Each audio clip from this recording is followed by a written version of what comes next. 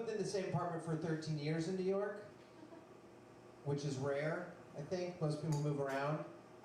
In about 2 years, I came home, and the door of my building, not my apartment, my building just pushed right open. And so I live on the 3rd floor, on the left-hand side, apartment 3L, and you could just push the door of my building open, which was a little disconcerting. But I didn't freak out about it. I did a very simple thing. I just opened up my email, and I emailed my landlord, and I was like, the door to the building needs fixed. And I waited for her to respond. So I went to school for theater in Pittsburgh, and I watched all kinds of stuff when I was in school. I was like consuming anything that I could when I was in school, plays and movies and TV, and I got obsessed with the TV show Arrested Development. Obsessed on a level that most people maybe now are, but at the time there were very few of us. I was part of a small group of people called Save the Blues, because it was always in danger of being canceled. So I would spend my Thursday afternoons getting a list sent to me by some person with a whole bunch of emails on it, and instead of raising money for like legless dogs, I would send out emails to random people being like, can you turn your TV on to Fox at 8 p.m. tonight so maybe we can get the ratings up of Arrested Development so they don't cancel this show? And you know what? The show got canceled, but what happened? It came back to Netflix a few years later, and now it's this behemoth of a show, and that's part of the work that we did in the Save the Blues Club back when I was in college. Now, that just shows you how obsessed I was with the show, and I would read every single interview with all of the different actors, and one of the actors, Tony Hale, had an interview. He plays Buster Bluth, right? And in the interview, he said that when he moved to New York, it was really, really difficult. And so he started a group that meets just up here on 18th Street that is for actors, for artists, for filmmakers, for anyone who comes to New York to be an artist of any sort. They can go there and meet some other people, and maybe it'll make it just a little bit easier. And I remember when I read that interview, I was like, you know what? If I ever move to New York, I'm going to go to that meeting. All right, so I graduated school. I got my very first professional play that paid $500 a week and ran for 3 weeks.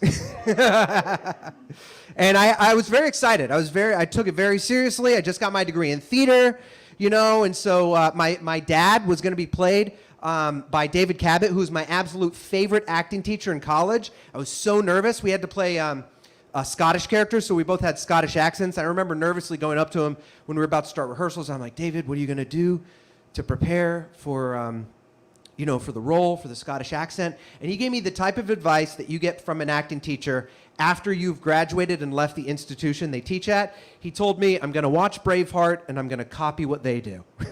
And so I watched Braveheart. I did a shitty Scottish accent, and then I took that $1,500 and I moved to New York. And my rent was $800, and then I had to get my MTA card, and I had to get some groceries. And by the end of the very first day of living in New York, I had $14 in my bank account. But it didn't matter because I had plans, because it was a Monday night. And so I went to that meeting up, just up the way here. Okay, it was called The Haven. I remember going in, I was really nervous, but once I got in there, I saw some other people, and I was like, all right, this feels okay. This is cool. There's people around. And then they showed a few short films, and a few people talked, and I started to feel a little more comfortable. And then afterwards, they had, coffee and refreshments, and it was, it's kind of just like an AA meeting for actors is what it is. So I went up to the refreshment table, and I remember specifically getting a cup of decaf coffee, not to drink, just to hold, to have something to do with this hand. And the other hand, I did the old, huh? And I waited for someone to talk to. And there was a nice group of about 4 people, and I went up and I just stood by them. And I stood there long enough that they were like, hey, what's your name? And I'm like, Kevin. They're like, how long have you lived here? And I'm like, 12 hours. And they're like, yeah, we can tell. We can tell. They're super nice. They did the rigmarole of being like, let's make this feel a little more comfortable, okay? And then since they're friends, they've been friends for years, you could tell they made their own plans. And so we all walked out onto the street, and they were going to go to dinner, and I was heading to the subway.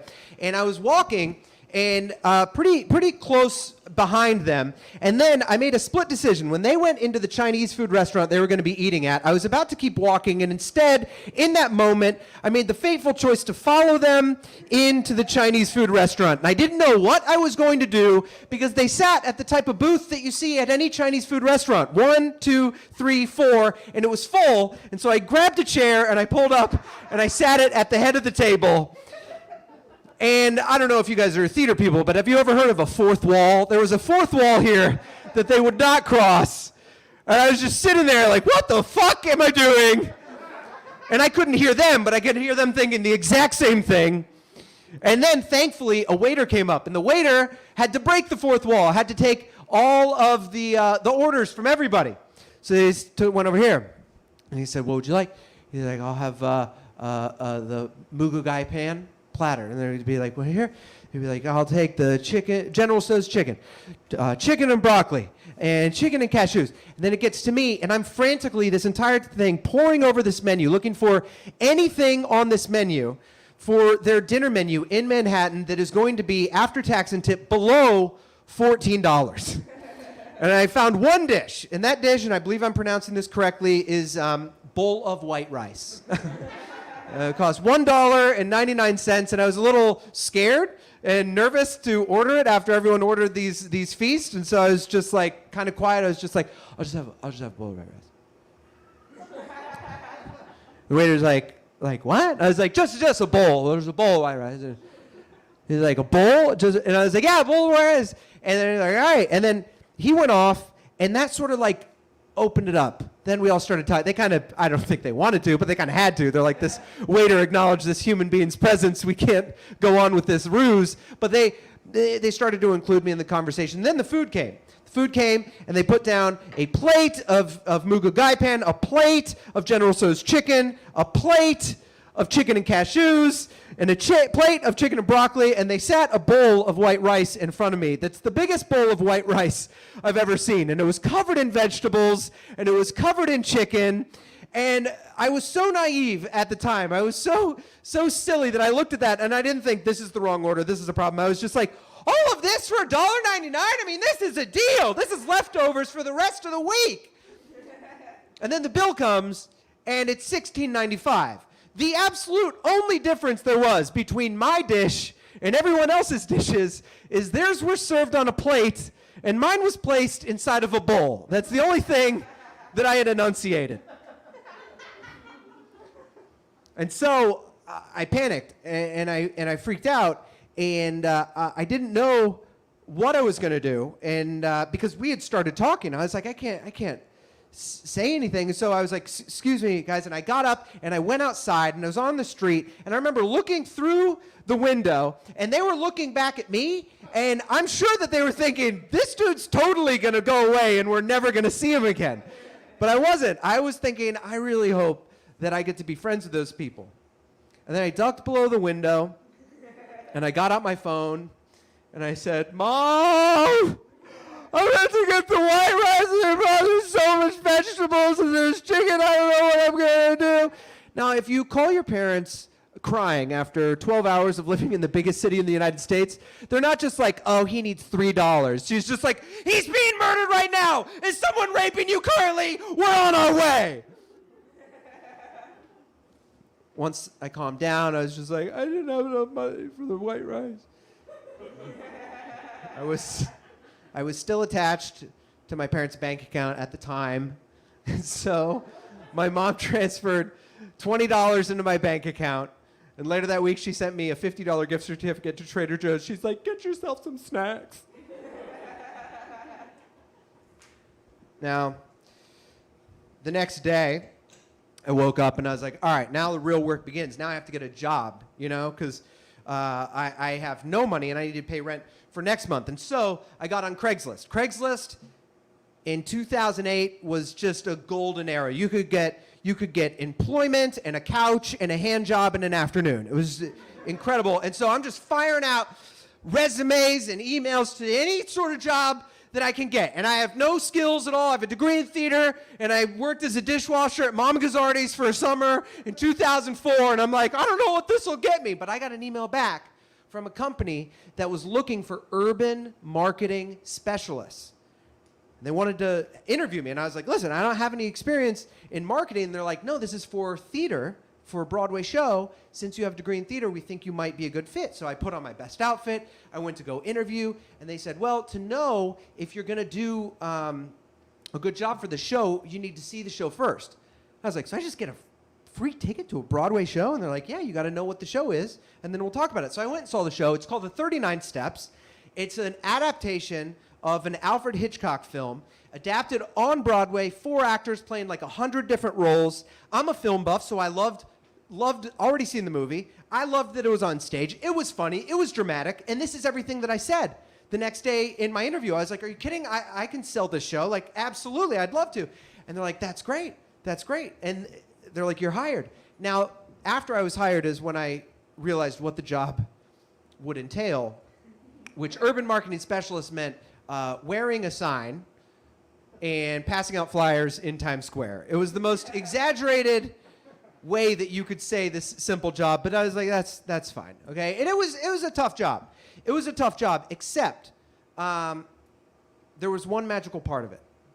Okay, every single morning when I would start my shift, I would get to go to Times Square, and then I'd get to walk into the Court Theater, into this completely empty 1,000-seat theater, and walk down the aisle and see all of the empty seats, and then walk up onto the stage into this 125-year-old beautiful building, walk backstage, the place that you never get to go back to, that you wonder what it's like, go into one of the dressing rooms, get all of my flyers, get my sign, walk out of the theater, and by this point, it was 9:05 of a shift that started at 9 a.m., and that was the end of the fun part of the job.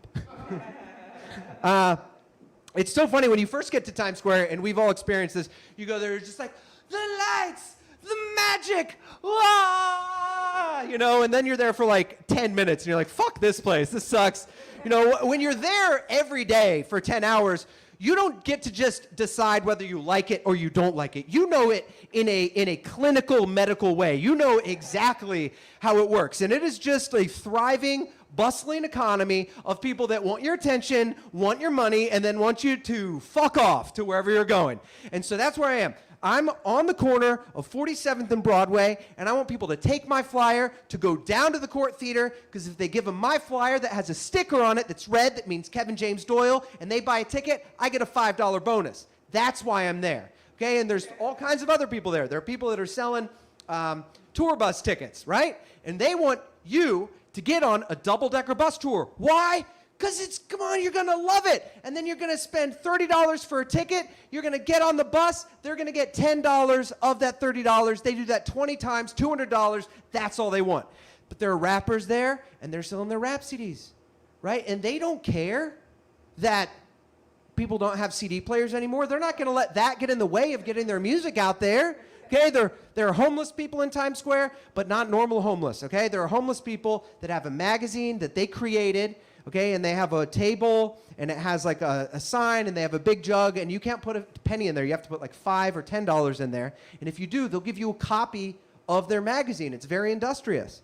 Now, I will say I've subscribed to The Atlantic and Gentleman's Quarterly for 7 years. I've never cracked open either one of them. I don't know what I'm going to do with Homeless People Monthly, but you got to say, give them credit for trying, you know? And then there are people that are dressed as all of the different characters in our modern television movie culture. I'm talking Dora the Explorer, and Iron Man, and Grover, and Elmo, right? There's not just one Elmo, too. There's multiple Elmos. There's like 7 Elmos, which is kind of disturbing as a child. The kids are looking around like, which one is the real Elmo? Okay? And there are good Elmos, and there are bad Elmos. All right? There's a whole spectrum of Elmos. And there was this one Elmo that, now, this is why those characters are there. Let me explain this. Those characters are there because they want you to take a picture with them, and then you give them $1. Okay, but there was a time when they first appeared that people didn't know what to do with them because they didn't have signs or anything, okay? So people would just walk up, and I guess like a lot of tourists just thought that, I don't know, like the public broadcasting system was like, hey, Elmo, get out there. We want to make sure we let people know about this great new television show called Sesame Street. They just thought they were like official city people, not just people that had enough money for an Elmo costume and went and wandered into Times Square. Now, this Elmo would figure out that if you, the kids would come up and be like, Elmo, and he'd be like, hey, cheese, take a picture, and he would hold onto the kid's shoulders until the parent put the money in the bucket. They'd be like, let go of my kid. And he's like, until you put $1 in there, you get the kid back. And the kid's just like kind of freaking out. And it was very uncomfortable. And then if the parent would not put money in there, and the parent would like grab, be like, what the fuck, Elmo, and walk off. If Elmo didn't get paid, he wouldn't blame the parent. He wouldn't go on a rant about how Times Square sucks. No, he would go on these wild rants, and he would blame the Jews. Truly. Listen, he would go on these wild anti-Semitic rants, and for those of you that think that I am exaggerating for comedic effect, I want to introduce you to this first slide we have, which shows you that, yes, see anti-Semitic Elmo get arrested again in Times Square. There he is, okay? And it didn't happen once, it happened multiple times. That's what again means. Next slide. Anti-Semitic Elmo is going to jail. Why? Wednesday for trying to extort $2 million from 2 Girl Scout leaders.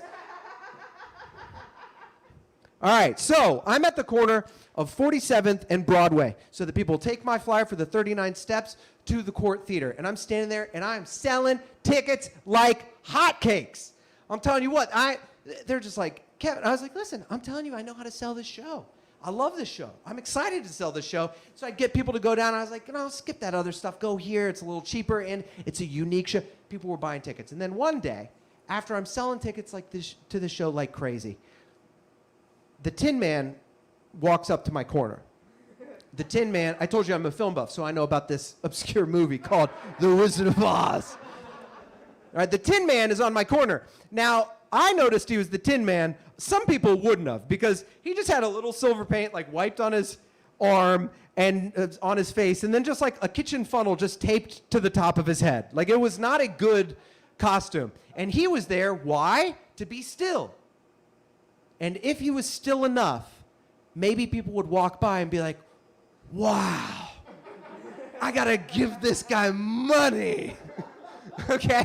So the only problem is this guy was not good. Like, I don't know what got in his head that he thought he was like, he just looked like someone like standing for the bus awkwardly. And if people got too close to him, he would like back up and blink. I'm like, you're so not good at standing still, okay? And so he thought he was just going to walk out and he was going to make all kinds of money because it's like, it's this easy thing. But he realized very quickly, what we all realize is that it's a meritocracy out in these crazy streets, okay? Somebody went out with an out-of-tune guitar and they're just like singing the wrong Bob Dylan lyrics to, and they're out of tune. You're not going to give them money on principle. You're going to be like, I can't give you money. I can't encourage this. That's not where greatness comes from. And you go away, okay? But if you're like, I have my last $5, I'm not parting with this, and then someone comes on and does Showtime on the subway, and it's a particularly good Showtime, and they flip like a few extra times, you're like, fuck, I have to give you this $5,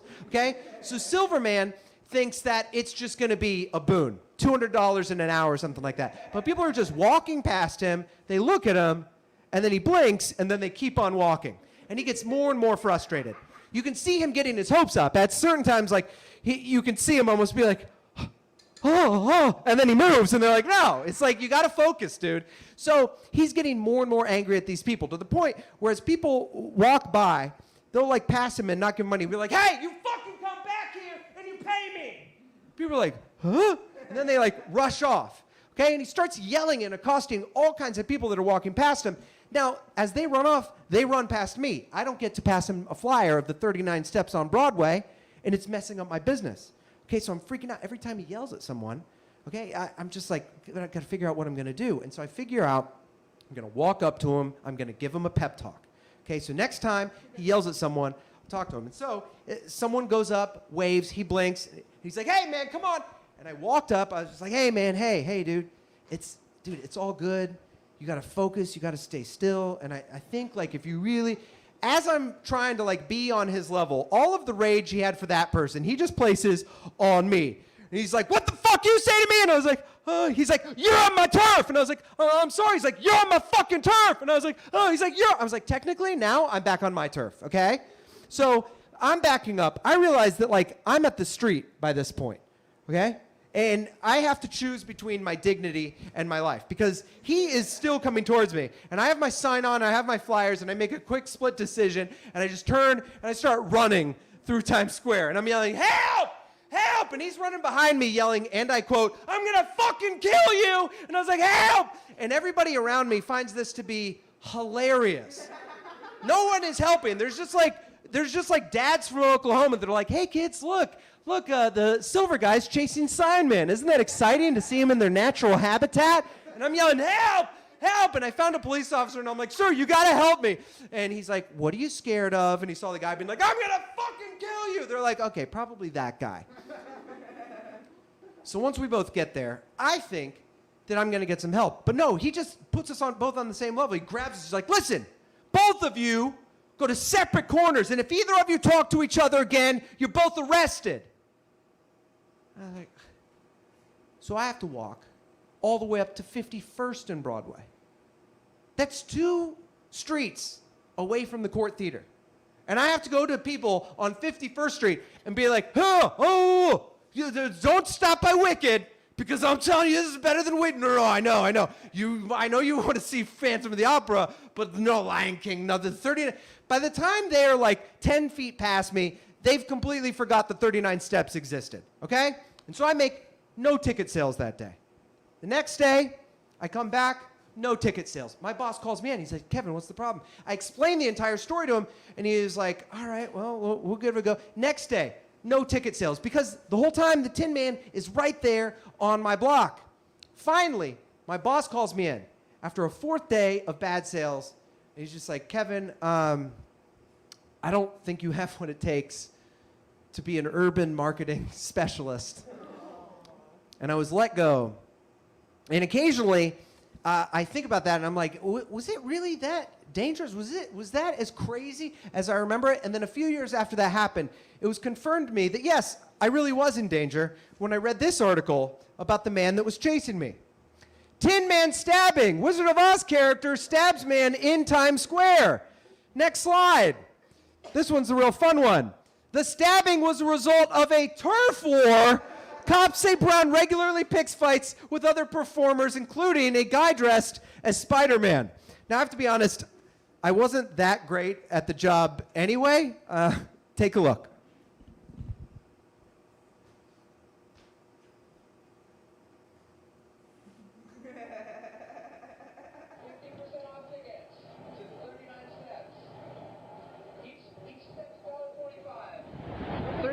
Times 125 equals $49.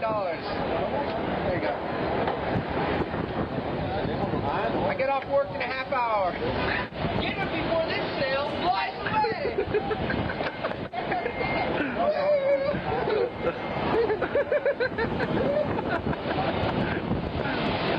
The New York Times has called this show good. 1 Tony Award winner for lighting. Go see the funniest show on Broadway.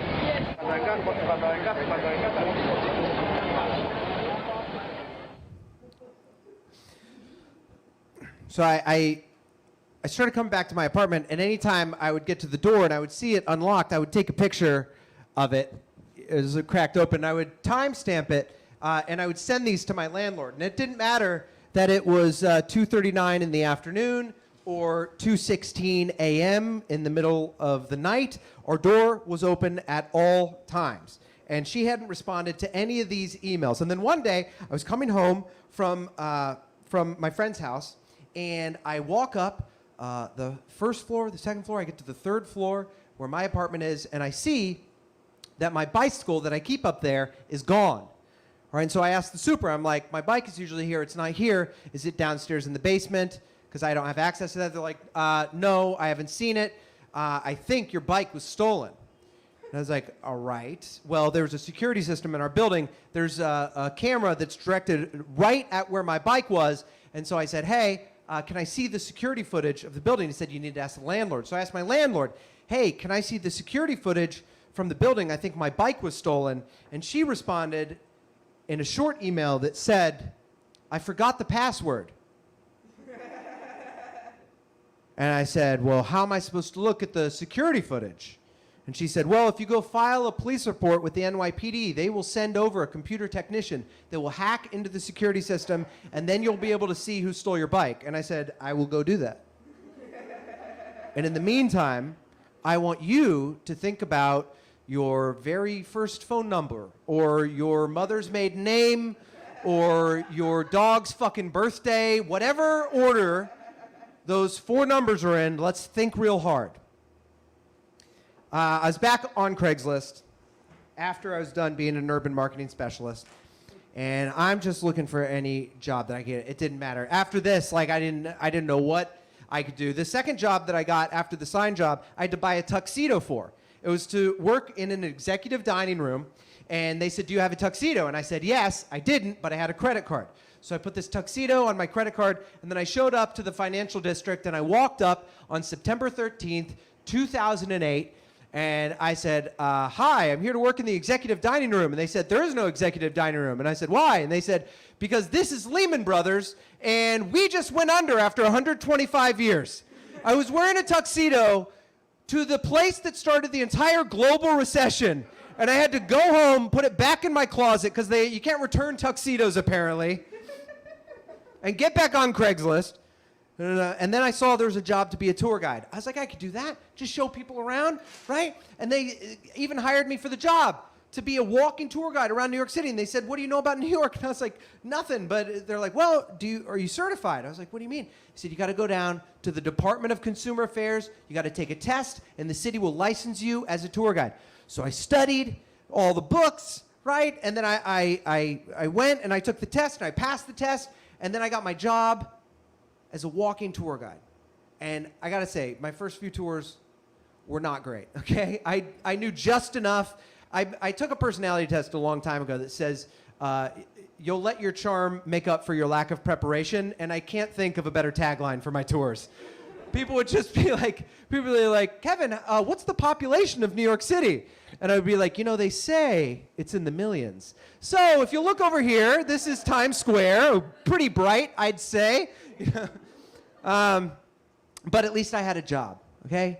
At least I had a job. And what was even more exciting than that is as I was sending off this barrage of emails to all different places at all different moments, I didn't know who was emailing me back at any given moment. I didn't remember sending that email. And I got an email, and I don't know where it came from, but it was from a talent agent named Brad West, and it very succinctly said, Kevin, I'd like to meet with you about representing you for film and television. So I was excited to have a job, but even more than that, I was excited to meet with Brad West. Now, there was one particular night, after you get the job, after you get the exciting stuff out of the way, there was one night, and I remember whenever my sister visits New York City, she's always very excited to be here. I don't know if you know people like this, but she'll lean out of a cab and just be like, greatest city in the world! I love this city! And I remember very specifically, I was sitting in my room on a Tuesday night at 7 p.m., drinking a beer by myself, just thinking, greatest city in the world. I know something's going on somewhere, but I don't have any friends. Then my landlord comes, my roommate comes home, okay? And he said, hey, I have tickets to this play. Do you want to go see this play? And I was like, sure, when is it? He said, it starts in about 45 minutes. And I was like, all right. So I drank the beer, and then we rushed into the city, and we went to the Bleecker Street Theater at Broadway and Lafayette, just down the way, and we rushed into our seats, and I was excited to see this play, and I didn't know what to expect. I figured it'd be 4 actors on stage, they would just be like, Mother's a drunk, and Mother's like, no, I'm not. You're a failure. 4 hours of that, a play, art, okay? You've been to plays. Thank God for those intermissions, so you can be like, cool, I'm going to tell my friend I saw the whole thing. And so I was sitting there, and then it was called Sleepwalk with me, and this one guy walks on stage. His name's Mike Birbiglia, and he just told this long story that was hilarious, that was funny. There was this long story about his sleepwalking condition, and the whole time I was sitting there, and I was amazed. I was like, this is incredible. And I looked around at all of the people that were sitting there. I was like, I can't believe that on a Tuesday, just 45 minutes ago, I was sitting in my room by myself, and now I'm here. And then the show ended, and I remember thinking two things. One, I burst up out of my seat, and I was clapping and standing up with everybody else. And I remember thinking, I can't believe that I'm here right now. And I remember also thinking, one day I want to do kind of what that guy is doing. And then I walked out of the theater, and I get onto the street, and I'm like, greatest city in the world!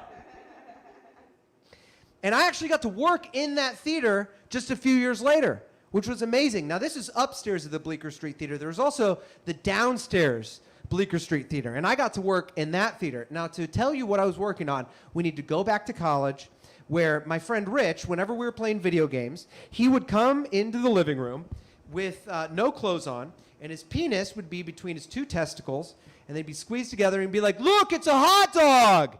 We'd be like, oh, gross, dude. Nasty. Then he'd walk back in the room, and then he'd come back out 5 minutes later, and his penis would be between his two balls, and then it'd be twisted to the side, and he'd be like, look, it's a hamburger! And be like, oh, that looks like it hurts, dude. Come on. Then he'd go back in his room, and then he would come back out, and his penis would be twisted here, and then his balls would be on top here, and be like, look, it's a snail! And we'd be like, that's actually pretty impressive.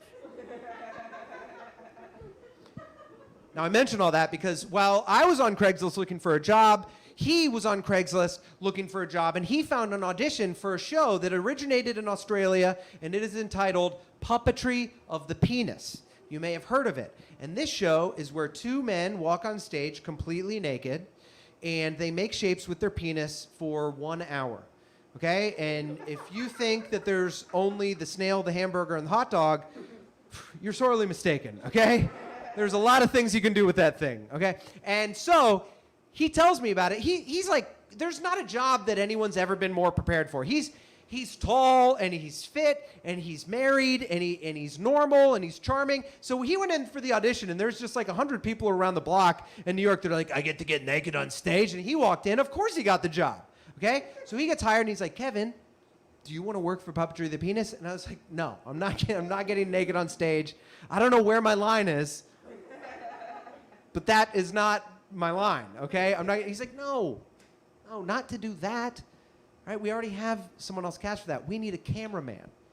And I said, why do you need a cameraman? And he said, because Kevin, no matter how big the theater, no matter how small the theater, no matter how big the penis, we still need someone to zoom in on the penis and project it onto a giant screen behind us so everyone can see the nuances of our penis tricks. And I was like, I think I know where my line is, because I'll take that job. The reason why I took the job is because I could do tours during the day, and this was just free money at night. And I remember thinking, I was like, I'll just zoom in and I'll look away. That's what I'll do. And then I realized, if you've ever used a camera before, like the more you zoom into something, the more focused you have to be on the framing. So I ended up just spending hours and hours and hours looking at my best friend's penis, zoomed in to like a microscopic level, and I could not look away. I was just like so zoomed in. I was like, this has to be perfect. Hours, like it was. Yeah, you have to give like notes in theater, and so you have to be like, hey, last night you actually said this, but actually the line is this.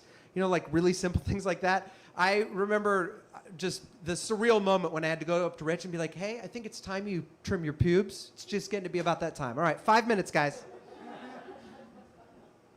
Now that was, well, we'll get to that in a minute. Let's, you know what? This is a difficult job to explain. Why don't we all learn a little bit on the job right here? Ladies and gentlemen, welcome Rich Benning and Barry Briscoe to the stage. This is my friend's ass. It's a beautiful plump ass. This is Barry Briscoe. That is the hamburger. You can see that is 2 balls and a penis. If it looks painful, it's because it probably is, but they won't admit it. Now I would have to zoom in and project it onto this giant screen behind. Okay, there that is. Look at that guy, huh? My favorite, the Eiffel Tower is one of my favorites. That's when you pull your penis up high and your testicles down low. There's also one called the Sea Anemone, and this one, the girls probably won't understand. The guys, it's when you, it's when you just like push your penis inside your entire body, and then they would take their testicles up, and they'd be like, this is called the sea anemone, and they would drop it, and then it would like bloom like a flower. Every guy right now is just like, oh yeah, I've been in the shower before. I know what he's talking about. Now listen, this is a weird job. I remember it wouldn't hit me at every moment. There would just be occasions where I would just be in the middle of it, and I had a flash of like, what the fuck am I doing? I moved here to be an actor. I'm a pornographer. Where am I? Okay? And what kept me in this job is not just the pay. It was the most exciting part of my day, because I would actually go around the city, I would give walking tours, and then I'd go to the theater, and then we'd be backstage, then I'd walk into my seat where the camera was, and they would have a comedian that would open for the show. Because you can't just have two guys, like, no matter where you are, just like walk on stage and be like, look at my dick! You gotta loosen the crowd up to come out and just be like, all right, you're about to look at some dicks. And so they would have comedians who would come out before each show. And I remember the first time I saw one of these comedians, I was like, man, I just thought they were making up funny thoughts off the top of their head. It wasn't until the second night that I realized they're saying the exact same things. Then, over 100, 200 nights of doing this, I'd see people craft jokes. I would see them take a story and make it really funny, twist words around, all of this stuff. And every single night, it became my favorite part of every single day. And now, I remember there was one time, a few years after I was doing this show, I was on the subway, I was crowded, I was annoyed about something, and it was too hot. And I just remember thinking, kind of feels like maybe a dark thought, but I think we've all had it. You guys know this. I was just like, wow, it's so weird to be lonely amongst so many people, And that's all I thought. And then I got off the subway, and then I saw a poster for this new TV show that was going to be on Comedy Central called Inside Amy Schumer. And my first thought was, oh my gosh, that's the girl that used to open for my friend's penis every night in Greenwich Village. Seems like she's doing pretty well for herself. Now, I would have kept that job for much longer, but one day I walked in before the show, and Rich is just like, hey, I want to work on a new trick. I was like, all right, what is it? And no one was in the theater. It was just me and him. And he said, zoom in real big. And so I zoomed in. He's like, even more. And so I'm zooming, so this entire screen is just the front of my friend's penis. And then he says, hello, a penis am I? It's called the Yoda. And I was like, yeah. And I realized that it wasn't looking at my friend's penis for 300 hours that was my line. It was once I saw inside my friend's penis, I was like, it's time to move forward. So I had a meeting with Brad West, the talent agent. So I put on my best shirt, right? I put on my best pants. I tucked it in. I had a monologue. I had my headshot. I had my resume. And I went to 38th and 9th, which is one of those weird neighborhoods where like everybody's drinking 40-ounce coffees and chain-smoking cigarettes. And I don't know what the industry is there, but I know they need a vacation. Okay, and I'm there, and I'm nervous, and I buzz his office, and he lets me up, and I go 3 flights of stairs, and I walk in to this small office, and there's just all these posters all around. Posters for Law and Order, and posters for Sex in the City, and posters for NYPD Blue, and on the left, there's a big poster of James Gandolfini from The Sopranos, and on the right, there's a giant poster of Robert De Niro from Taxi Driver, and then Brad West is in his desk right there. And I sit down, and the first thing he says to me, he says, Kevin, I love your look. I was like, that's awesome. He said, Kevin, do you have a headshot and resume? I handed him my headshot and resume, and he was like, cool, this is great. Kevin, this is a great picture. This is amazing. Oh, you can do a Scottish accent? I was like, yeah. Okay, that's great. We'd love to get you out there.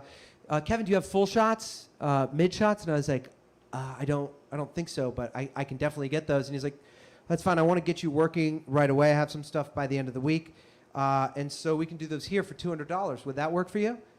And I was like, I don't have money on me right now, and I want to think about it for a second, but I'd love to work with you. And he's like, all right, yeah, me too. I'd love to. Would $100 work for you? And I was like, it's not really I want to change my shirts and stuff. He's like, $50, would that help? And I was like, I really, honestly, it's not. He's like, $25, would that work for you? Now, when he went from $200 down to $25 at that point, I wanted to be like, listen, Brad, you need to value yourself as a photographer, okay? And I was like, listen, I'm not going to do it today, but I want to assure you I want to work with you, okay? And I can get these done. And he's like, all right, that's fine. And I felt weird at the time, but then he gave me his business card. So he said, call me whenever you want to get started. So I took his business card, said, thank you so much. I went down onto the street. And then I was looking at his business card and replaying everything that happened because he was so excited to work with me. And then he did the whole money thing, but he went down low. But then he has a business card, and I was trying to process what had happened. I looked down, and I realized that there were 4 staples in the corner of each one of his business cards. And so I looked, and I peeled them apart. And on one side, it said Brad West Talent Agent. And on the other side, it said Brad West Wine Distributor. And I was like, that's weird. And so I Googled the wine company, and the wine company was just your classic pyramid scheme. Just like, if you get 3 of your friends to get 3 bottles of wine and they get 3 of their friends, then you guys are going to be driving around in a Merlot-colored Cadillac, and just so standard. And then I looked at it, I was like, oh, he's got the wine scam, and then he's got like the dumb actor scam. He's got a bunch of scams, and that's what he's doing. And I felt so stupid. I felt so fucking dumb that just a few minutes before I was excited, and I'm standing there with like feeling like an idiot. And I just went up and I buzzed his place. I was like, Brad, it's Kevin. I've got the money. And he's like, oh, great, come up. And I walked up, and he opened the door, and I walked in his office, and he had his camera, and I looked at him, and I was like, you're a fucking scam artist. He's like, what? And I was like, real talent agents don't sell wine. And I walked down the stairs, and I got down to the street, and once I was on the street, all I kept on thinking was, why didn't you just wait a few more minutes to come up with a better line than that? Like, I had all the time in the world on the street to think of anything, and in front of like the 2 great actors of all time, I'm like, real talent agents don't sell wine. It's not even true. You can have a side business if you want. I don't know what that guy's up to, but honestly, I've had dreams, because it bothered me way more than I thought. I thought I got over it, and I've had dreams where James Gandolfini and Robert De Niro come to life and jump off of the thing, and in front of me, they're just curb stomped. They're like, don't you fucking do this to young, naive actors! And then I wake up, and I'm like, you got to deal with this somewhere, okay? So after that, I got so frustrated and so like embarrassed by that I remember I was like, I gotta not act for a while. I can't audition anymore. I'm not gonna let any shit like that happen to me again. And I remember thinking, I was like, I gotta do that thing that I saw Amy Schumer do, that I saw Mike Birbiglia do. I was like, I want to try that. And so I didn't know how to do it. I didn't know what to do. I knew that my friend worked for a class that did school that did writing classes. Okay, and he could get people free writing classes at this school. So I asked him, I said, how can I get a free comedy writing class? Because normally they cost $450. I was like, I don't have $450. Okay, and he's like, if you do a few shifts with me, I can get you a free class. And I said, what do I have to do? And he said, they're 5 hours. Okay, you got to do at least 4 of them. And once you put in 20 hours, you can have a free class. And I was like, what do we do? He's like, we drive around the city, and we're going to clean up all of these boxes, because they keep all of the catalogs for the boxes in these boxes all around the city. You know, like Gay City and the Village Voice. It's one of those. And I was like, why do we need to clean them? He's like, because people piss on them. And people shit on them. And sometimes people piss in them. And sometimes people shit in them. And that all made sense to me, except for shitting in them, I don't know how you do that, but it was confirmed to me once I started cleaning out the boxes that occasionally people do shit in them. I put in all these shifts, I clean these boxes, and I did not try one single bit in school. I'm telling you, high school was just me bobbing and weaving between projects and homework until I didn't do anything, and I got a 3.1, and I dipped out, and I was just like, I gamed the system, okay? I never tried once in high school. And this class, I'm telling you, after you're cleaning piss and shit off something, that's when you know you want to learn. I was sitting there the first day. I was like, I'd like to learn. My name's Kevin James Doyle. I'm a tour guide, and I would like to learn how to do comedy jokes. Thank you. The person next to me introduced herself. She's like, my name's Margaret. I'm also a tour guide. It's crazy. and I would like to learn how to do comedy as well. Okay, so after the class was done, I went up to this girl, Margaret. I was like, hey. I was like, that's crazy. We're both tour guides. She was like, yeah, you know what? I actually know an off-Broadway producer who is looking for 2 people that know about New York City to write a comedy show all about New York. We should do it. I was like, that's insane. How do you know this producer? And she's like, it's my mom. And I was like, sounds legit.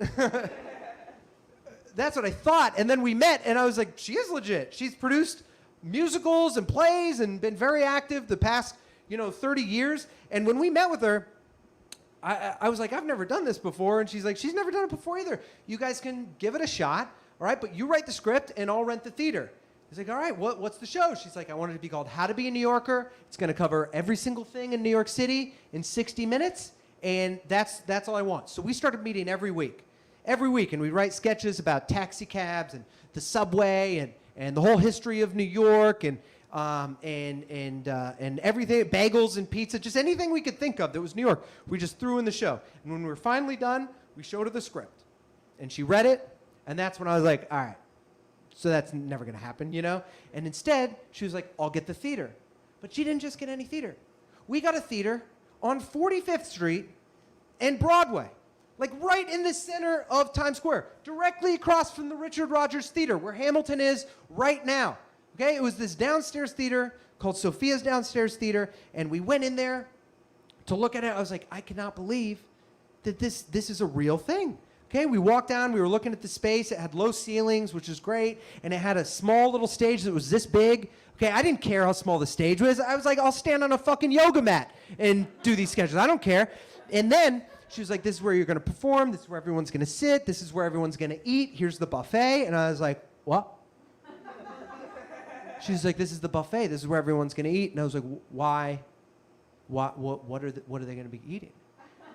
And she was just like, they're going to be eating a full Italian meal. And I was like, are you really? Now, what happened then, I processed something in my head that is rarely spoken of out loud among performers, but is true. There's a direct correlation between the amount of food that is consumed during a performance and the amount of artistic merit that performance has, okay? So the goal, okay, is not no food. The goal is a glass of wine, peanut M&Ms. That's opera. What you don't want is you don't want to gather a bunch of people and fill them full of pasta and ziti and carbs, and right before they're about to take a nap, be like, stop, watch the comedy show.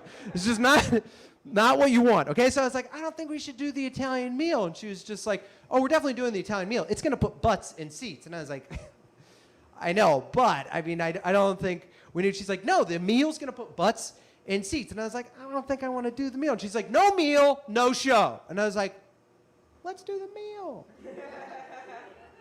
So she gets us a director. He's a great director. He helps craft the whole show. Then we start going into previews. Audiences are liking the show. They were laughing at the things we wrote. It was blowing my mind. And we rehearsed it. We had a few preview performances.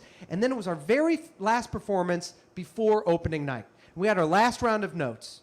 And our producer came up to us, and she said, this is great. Our director said, this is great. We've put something really special together. This is really great. This is really funny. And the producer said, I'm so proud of you. There's one thing that you missed. And we're like, what? She's like, one thing in New York. And I was like, bagels? I don't know. We did. She was like, 9/11. I was like, we didn't miss that. I wasn't like, oh, shit. I was like, no, I don't think we should address 9/11. She was like, you addressed every single thing in New York City. It sticks out like a sore thumb that you don't mention 9/11. And I was like, I think that people are probably pretty relieved. And maybe there's even people in the audience that are like, I hope they don't talk about 9/11. Let's not talk about 9/11. She was like, why don't we address 9/11? I was like, because there's nothing funny about 9/11. She's like, that's it. That's all you have to say.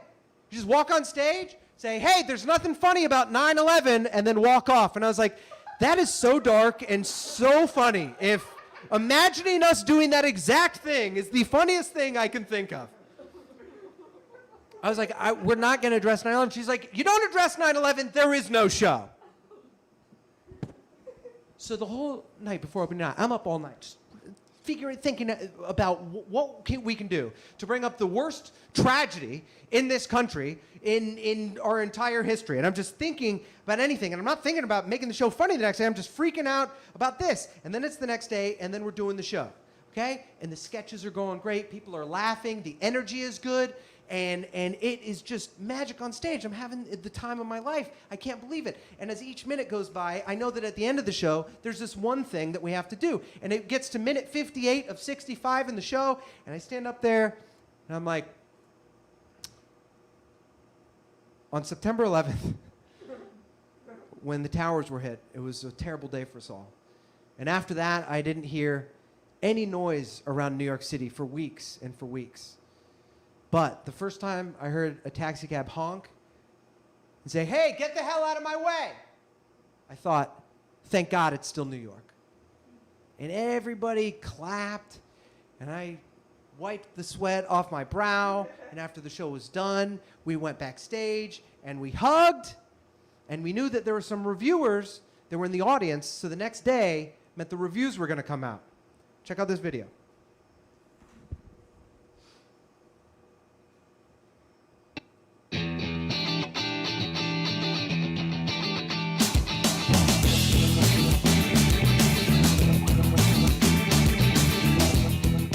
The new sketch comedy show, How to Be a New Yorker, is teaching tourists and natives alike how to survive in the big city. We're here at Sophia's Downstairs Theater to chat with Off-Broadway's craziest Big Apple experts. Tell me, how did you guys get the idea for this? I mean, what was the conversation when you guys sat down and decided to write the show? Well, I work as a tour guide around New York. I'm an actor, I do stand-up comedy, and I'm a tour guide. So we have lived in New York, and then I know tons of facts about New York, and Margaret was born here. So we're looking through what sort of shows are off Broadway, and there's really nothing about New York. Our show's about the history, living here, and sort of everything in between. The biggest compliment we've got about the show is that we didn't miss anything. And when we started writing the show, it was like overwhelming. How are we going to talk about everything in New York? Because there's literally, it's the most diverse, exciting city. You're going to learn a lot, and it's going to whet your appetite to respect New York and see every part of it before you die. All right. My favorite part about that video is the last line that I say, I trail off and I say, it's going to whet your appetite to see all of New York before you die. And we all will. It's something to remember as you sit in this comedy show. The next morning, I remember I rolled over and I got my phone and I Googled how to be a New Yorker, and reviews came up in Backstage magazine. Now, Backstage is usually where actors go and find auditions for film, for theater, for anything. That's where people list a lot of auditions. Well, they reviewed our show, and so I was super excited, and I opened up the review. I clicked on it, and it popped up, and it said, how to be a New Yorker is bland tourist fare. The first line of the review is, how can I fit this into a full review when there's so little to say about how to be a New Yorker? There were a few nice things, though. Here's the first nice thing. They said, oh, yeah, they gave us a letter grade, of course, D+. A passing grade, thank you. They said 3 nice things. The first nice thing they said is Copeland and Doyle seem like nice people. And I'd be glad to watch either of them in something with sharper writing. It's like, even the nice thing that they said like was undercut by an insult. I'm like, you guys remember we wrote this too, right? My favorite thing about the nice people thing is it answers that complicated question we all have. Can you separate the art from the artist? Are people like Bill Cosby, terrible person? Can we love his great art? I answered the question, can nice people make terrible art? That's and it happens sometimes. We have to deal with it as a society. That was the first nice thing, nice people. The other 2 nice things they said, the first was The actors handled the delicate subject of 9/11 with class and grace. And also, if you didn't like the show as much as I did, it's okay. It's served with a very fine Italian meal. I remember I was dating a girl at the time. I was like, can we go to a diner? And she's like, why? And I was like, because I suck. And we went to this diner in Park Slope called Little Purity, and we're sitting there. And I was like, I have to fucking go on stage tonight and do this shitty show that I don't even want to do now. I don't want to walk on stage and do some shitty D+ shit. And she was like, it's all right. It's going to be... I was like, no, it's not all right. And then, of all the people to walk in, it felt like a cosmic insult, okay? Because Bobby Lopez and Chris Lopez walked in. And you might not know who they are, but I know Bobby Lopez because I respected a lot of his work. At that point, I'd seen Avenue Q, and he wrote Avenue Q, and that went on to be one of the most successful musicals of all time, and one Best Musical. It beat Wicked. And then he followed it up with Book of Mormon. A lot of people say it's the funniest show that's ever been written, and it makes millions of dollars every single week, okay? And I just told my girlfriend that. I was like, I don't want to see these people now. And I got up, and I went to the bathroom. And when I got out of the bathroom, my girlfriend at the time did this a lot. I came out, and there were just both of them were sitting at our booth. So I knew why they were there, because I sat down. They're like, we heard you got a bad review. And it's like, yeah. I'm like, how bad? And I was like, D+. And they're like, passing grade. I was like, I thought the same thing. And then Chris Lopez said, what's it about? I was like, it's about New York. She's like, oh, yeah, critics are going to hate that. They're going to give it a bad review. And then a bunch of audiences, they're going to love it because critics are cynical and they think they're like too good for the city and they're not successful writers anyway. That's why they're doing this job. And you're going to get a lot of bad reviews, and then people, it's going to keep on running for a long time. And I was like, oh, that's nice. And then she said this thing that stuck with me and is really cool. She just said, listen, she's like, anytime you go do like some sort of artistic venture, you can't think about how it's going to turn out, whether it's successful or whether it's good. You just have to do the creative work to do it. The process is what it's about.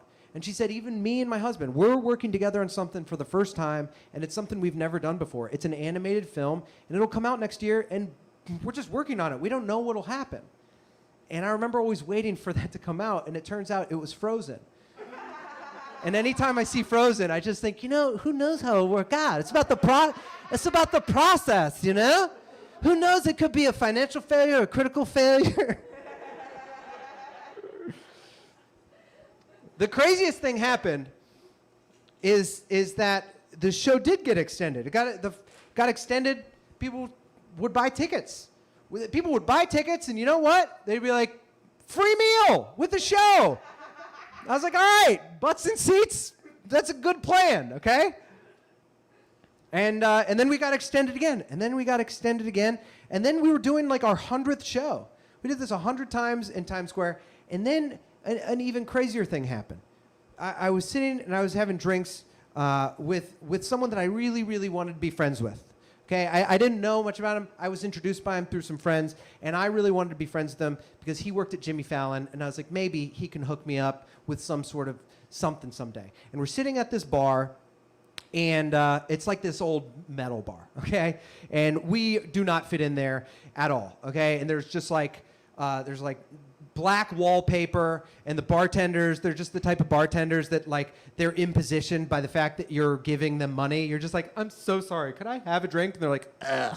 And they're playing metal music, but like not like Slayer metal music. They're just like crazy metal music at all times. We're sitting at the corner of the bar because beers are $3. That's why we're there. Okay, that's the only reason why we're there. This is Hell's Angels, is down the street. And this was their local bar. The Hells Angels biker gang that murdered 7 people at a Rolling Stones concert in 1971. It's a great documentary at Altamont. It was a big thing. That's that biker gang. They're still around. They're in the East Village. They hang out at this particular bar. And I was telling my friend how this crazy thing happened that I wrote this show. That's why I moved to New York, to try and act. And now I'm on stage acting, and it's not what I thought it would be. He said, why? I was like, because I want to do like the stand-up comedy thing that everyone does, and I don't know how to do it. He's like, if there's a stage, you just get a stage, invite people to a place, and then do it. He's like, we could do it here. And I was like, me and you? He's like, yeah. We just ask if we can have a show, and then you just do it in the corner. There was this little stage in the corner. It was this big. That's an inch taller than the stage in Times Square. That's progression in my career. 1 inch progression. So me and him decided we're going to do a show in this metal bar. We went upstairs, and we asked the owner of the place. His name was Anthony, and I've never seen someone who was so stressed out at all times. He was always sweating, and he never had enough time to talk to you. And I was like, Anthony, we have a question. Do you think maybe we could do like a comedy show in the basement? He's like, no! I was like, no, I don't do comedy shows at this place. And we're like, why? He's like, because the comedians, no one's funny, and no one buys drinks, and there'll be no one in the audience. It's a very, very bad vibe for a place. You don't want comedy shows. And I was like, no, come on, please, give us a drink. He's like, no, absolutely not. I've done that before. I'm not going to make the same mistake again. I've got stuff to do. I was like, dude, please, come on. Let's just do one show, and we'll do a good job. I promise. And he was like, second Monday of next month, you can do a show. All right. So I've never worked so hard on anything in my life. Every single person that I interacted with, I go up to them. I was like, what are you doing second Monday next month? They're like, I don't know. I was like, you got to come to my comedy show. They're like, what's the cover? And I was like, it's free. It's no money at all. You just show up. You don't have to pay any money. And they're like, what other comedians are on the bill? And I was like, the big, famous TV ones, bigger than you've ever thought of, thinking of. They're so big. And they're just like, how much are drinks? That's $3. They're $3. They're $3. That's like nothing. And they're like, are you funny? And I was like, yeah. And they're like, tell me a joke. And I was like, no. And I was like, will you please come? And they're like, I don't know. I think I got a thing. And they'd walk away. And I went up to so many people, just everyone I could think of. I'd meet people in lines for pizza shops, and we just went up, emailed every single person I had ever met. And it's the second Monday of the month, and I'm freaking out, and me and him get into the basement, and we're setting up all of the chairs, and no one's there, and the bartender is like, what are those chairs for? And we're like, we're doing a comedy show tonight. And she's like, ugh. And then people started trickling in, like 5 people, like 10 people. The show's supposed to start at like 8, and by 7:25, there are 75 people in a bar that fits 60 people. Okay? And the people that are not inside the room are trying to get in the room. And I went up, I'm like, I don't know if there's enough room. And they would look and be like, well, this is like a cool thing. And I was like, yeah. And people were like, this is like a real show. And I was like, yeah. And then the bartender started getting tips and was like, all right, this is pretty good. Okay? And then Anthony came up and he's like, there are people here.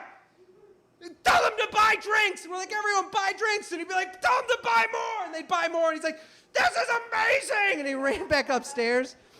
And I remember me and my friend, we just like went into the stage, and then we both just grabbed 2 mics. We're like, hey, thanks everyone for coming. And we tripped our way through just being like, hey, buy drinks. And thanks for coming to our show.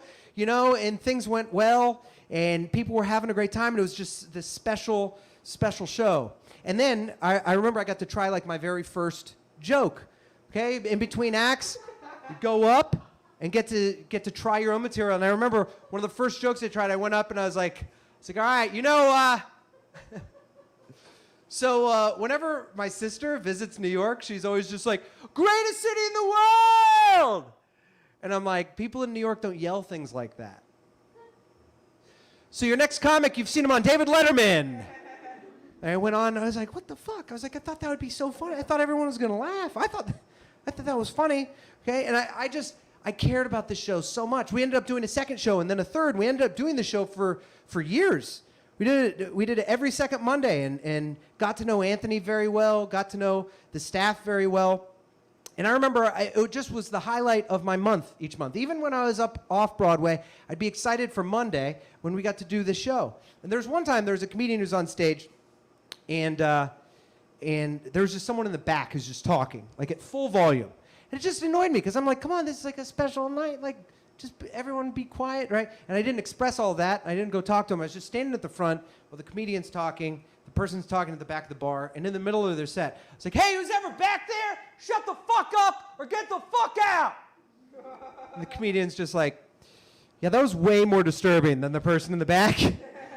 Also, the person who hosts the show is a psycho. And I was like, ugh. So then between acts, I like went up and I was like, hey, sorry about that, everybody. But let's just try and remember people are trying to perform up here. And so before I bring up our next comic, you know, sometimes people come and they visit New York and they're just like, greatest city in the world. But it's like, people that live here don't yell things like that. All right, your next comedian you've seen on Saturday Night Live. And then I go to the back of the bar to think about what is going on with that joke. And there's this person that is 6'7", who's in a leather jacket with jet black hair. He looks at me and he has, on his jacket it says Hell's Angels. And he said, what'd you say to me up there? And I was like, I kind of told everybody, like, we should be quiet for the comedians to tell their jokes. He said, no, I want to know exactly what you said. And I was like, I think I said, shut the F up. Or get the F out. He said, I just wanted to make sure I knew exactly what you said. And he went, and he sat down. And I remember one time I was doing How to Be a New Yorker. I got obsessed with user reviews because that's what led people to our show. If the critics didn't like it, at least the users liked it. And people would be like, hey, there's a cool little small show in the middle of Times Square. You should check it out. Also, it comes with a free meal. It's super funny. People from all over the world would write these all the time. And then people would find it and people would come see our show. So I'd always check those. And one day I checked them. And it never bothered me if someone didn't like the food or if people were like, it wasn't my cup of tea. But I read this one and it said, this was my worst experience I've ever had in a theater. Margaret is definitely much better than her co-star, Kevin. And thank goodness for that, or people would have walked out in the first 30 minutes. And I was like, man, Joanne from Perth. Gosh. I was thinking about it, and then I was just so like annoyed at that, and it just really got to me, and it really bothered me. And then I was thinking about how much fucking money I lose all the time, you know, doing all this, and how it's like I never have enough money for rent, and it was hot, and so there was just like people on the subway platform, and you're just like sweating, and it's like my dating life isn't going well, and I was like, this place fucking sucks. And then that night I had the show in the metal bar that I told you about, and I got on stage and I didn't have any material, and I was like, you know, when people come to New York, they're just like, greatest city in the world. And I'm like, people don't yell things like that, okay? Once you live here, people yell things like, if there are people everywhere, why am I so lonely? Your next comedian is from David Letterman, and I brought someone up to the stage. And that bar closed 3 years ago. Closed 3 years ago because Anthony, the owner, was always very stressed out. He was very stressed out. And I figured out why. Because he opened this place in 1993 with a friend, and they had pizzas upstairs, and they had some other Italian food, and then in the basement, they had cheap beers, and they ended up having a metal bar. All right? And by 2018, in 1993, he was paying $3,000 a month for his restaurant at the corner of First Avenue and 5th Street. And by 2018, he was paying $24,000 a month for rent. And when he got his lease, he tried to talk the person down because he said, I'm going to lose, all these employees are going to lose jobs, and this place is going to shut down, and it's going to become a Dwayne Reed, or it's going to become a Chase. Can you cut me a break on rent at all? And the people said no. And so he had one last night. He sent out an email to everybody. He said, we're going to have one last night. We're going to drink all of the booze we have at the bar. And he invited anybody who ever meant anything to the bar. And me and my friend Corey, we got an invitation to come to the very last night. And when we got there, Anthony was happy and he was drunk. He came in and he was like, you two! I want a picture with you two. We're like, thanks. And he's like, you guys always fucking had people here. So many people go in this thing and no one comes and no one knows how fucking hard it is to run a place, but you guys had people here. You guys had people buy drinks. I love you guys. Get a picture. And he put his arms around us, and he took a picture. And later that week, he posted it on his Facebook page, and he talked about all the people that meant something to him at that bar. And right after he took the picture, he gave us drink tickets. He said, "You guys take these drink tickets, and you go downstairs, and drinks are on me tonight." We went downstairs. As we walked downstairs, it was just all these people that I'd seen there. It was the closest thing I'd ever experienced to like a series finale of a television show. It was so palpable that something that was special was ending. And there was all these people that we had seen. There was Anthony, and we walked downstairs. We saw these people. And then I saw the guy from the Hells Angels. And he saw me from across the way. Hells Angels just looked at me. He's like, "You!" And I was like, "Huh?" And I walked up, and he's like, "This guy put on a great fucking comedy show, and he told me to shut the fuck up." And then he handed me whiskey, he handed Corey whiskey, and we got drunk with the Hells Angels.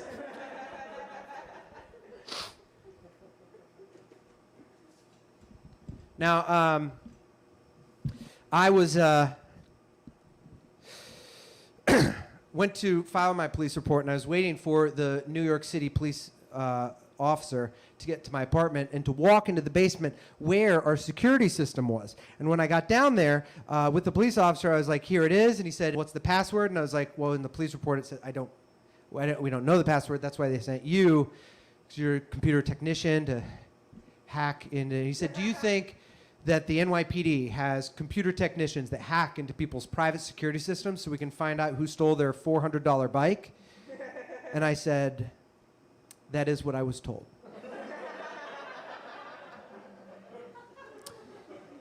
And he said, "My recommendation to you would be to, I don't know, ask some people, keep your eye out for it on the street, and that's all I can tell you." And I was like, "All right, thanks." He said, "Oh, also, Kevin, you should find out the password to the security system, and you should probably get that door fixed." And I was like, "Oh." So I emailed my landlord, and I was just like, "Listen, like, the security system isn't fixed. Okay, I don't know what to do. How about you just give me $400 because the door is still broken, okay? And then we can just call it even." And she just sent me back an email that was one word, 2 letters, and it just said no. So I went down to the courthouse, and I sued my landlord. I didn't just sue my landlord. I thought about my case before I did it. I sued my landlord, and then I gathered my case together. I'm going to say, I got together every single picture of every single time I had sent my landlord the different timestamps of the time the door was open. And I even brought in my iPad with a video so I could show the judge exactly how the door closes and how it doesn't exactly shut, so she didn't think that these were doctored pictures. And then I went around to every single person in our building, and I had them write letters and get them signed and notarized to explain that we have been trying to get this door fixed for an entire year, and we don't feel safe, and there are things that are happening inside the building. Anybody can walk in at any time. And then I got a letter from our police report that explains that you should probably, if your landlord, know the password to the security system, or else none of this would happen. But most importantly, I found in the Tenants' Rights Guide something that applies to every person who rents here in New York City. On page 21, it says, "Crime prevention. Landlords are required to take minimal precautions to protect against reasonably foreseeable criminal harm. For example, tenants who are victims of crimes in their building or apartment and who are able to prove that the criminal was an intruder and took advantage of the fact that the entrance to the building was negligently maintained may be able to recover damages from that landlord." Your Honor, my door was negligently maintained for over a year, as I have proven to you. And I believe that my landlord is responsible for fixing the door and paying me for my $400 bike. Thank you. And then the judge looked over at my landlord and said, "What would you like to say?" My landlord said, "Yeah, if that was a diamond ring in the hallway, do you expect it would be there after 5 years?"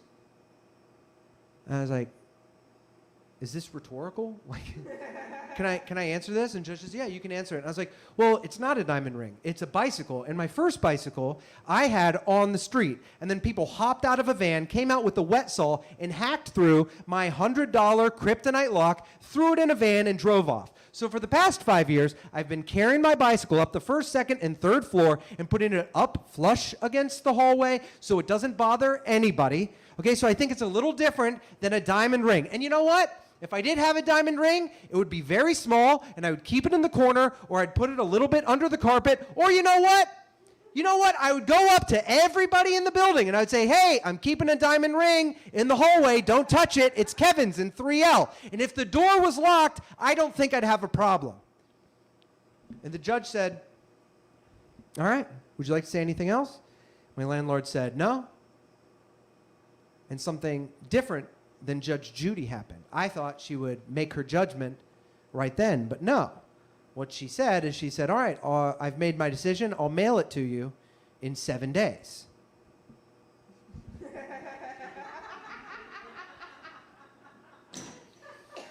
So I'm at the corner of 59th and Park, which I don't know if you knew this, but is the richest neighborhood in all of the United States.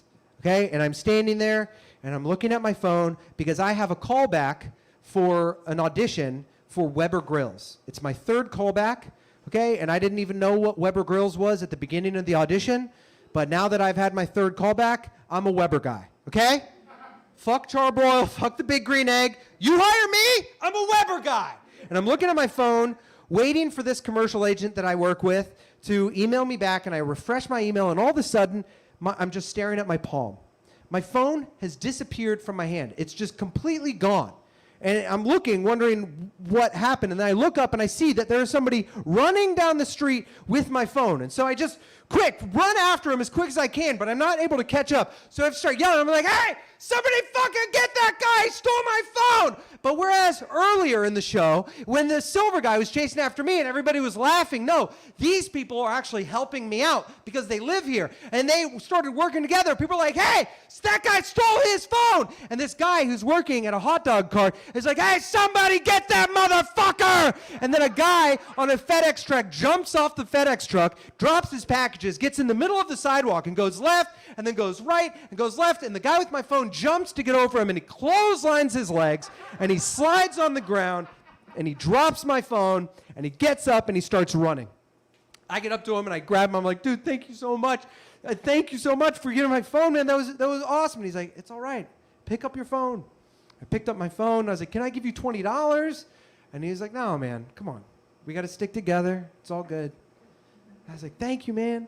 And I looked at my phone and I looked at my email and I got the commercial. Yay! I got the commercial. I was so excited. And I went and filmed it. I got paid $2,500. Right? I realized actually when I looked at the email, after I looked at the email, I realized that the reason why I chased after the guy with such intensity, I was just like, that email's on that phone. If he gets away with my phone, I won't get that commercial. It wasn't until I got it that I was like, that's not how email works. It's not like it appears on that one place. A week later, after I filmed the commercial and I got my paycheck, I was standing there with my phone, just sending a text. My phone bounced, and then it fell into the street. And before I could get it, a taxi cab just ran over my phone and just cracked it to pieces. Just like shattered, not even a chance, not even worth hoping. Okay, and I looked at this, and I laughed. I laughed when I saw this, and I thought, you know what I want to do? All I want to do is find the guy who stole my phone and go up and be like, look at this! Look at this! I break my phone! You don't steal my phone because it's not yours. I'll break my phone. Thank you. And as I was thinking about that, I was thinking about how, you know what? I would love to go back up to Brad West and be like, why don't you find a better job than scamming young fucking actors? And I wanted to go up to City Hall and be like, how the fuck are you supposed to expect someone to pay $24,000 a month to sell $3 fucking beers? And I'm thinking about all this stuff, and then I walk through the door of my apartment, and I go to my mail, and I got my case from the civil court of the city of New York in Brooklyn, Kevin James Doyle, against the landlord of 14th Street, judgment in the amount of $0 in favor of the defendant. I lost. But before I lost, I had walked through a brand new door. Because earlier in the week, I came home and there were these workers that were installing this new door, and I asked them when they got the call for this job, and they actually got the call the next day after our case, which means that my landlord went home and thought, I think maybe that guy made a few good points. And I remember when I was going through this entire thing, suing my landlord, talking to my friends that were lawyers, telling people that I was doing. I had a friend that came with me who we woke up at 8 in the morning and went down there. And the whole time, so many people were just asking me, they're like, why are you doing this? Like, just let it go. And I was like, I'm not letting this go because I believe in it. I'm not letting this go because I'm right. Okay? And I thought, I was like, you know what? Sometimes people think you're crazy for doing something. And people would be like, why are you even doing that? Why don't you just give up? Why don't you just quit? And I was like, I'm not going to do that. And that doesn't mean that you're going to win, because I lost. I did. I lost.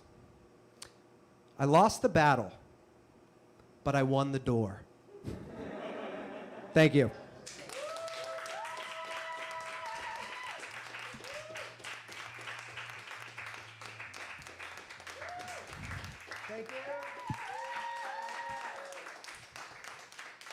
Thank you all. Occasionally when I tell some of these stories, I wonder if I'm exaggerating and making them up in order just to have some material to go and talk on stage. And I wonder if there's any justice in the world and if this stuff is true. And I want to tell you that there is some justice in the world. And all of these stories, I was even reminded that they're true. And I have proof. Take a look.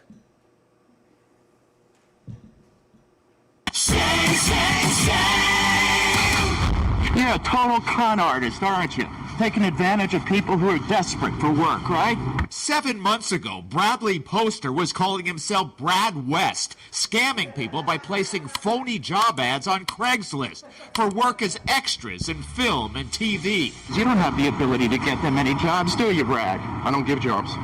Why do you advertise jobs? I don't advertise jobs. Yes, you do. Here's an advertisement for a job right here. Everybody join together? After luring in applicants with ads for extra work on 30 Rock and Law and Order, Brad told them they first had to pay up to hundreds of dollars for portfolio pictures. Any of the clients you're going to be submitting it to, of course, will require you to have some photos, a headshot, a body shot.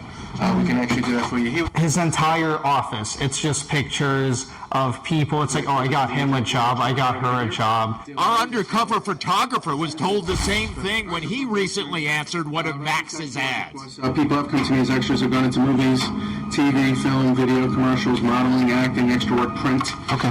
The pays normally anywhere between $175, $300 an hour, up to $5,000 per day, depending on the type of work and the various clients. It's all part of buttering up the clients.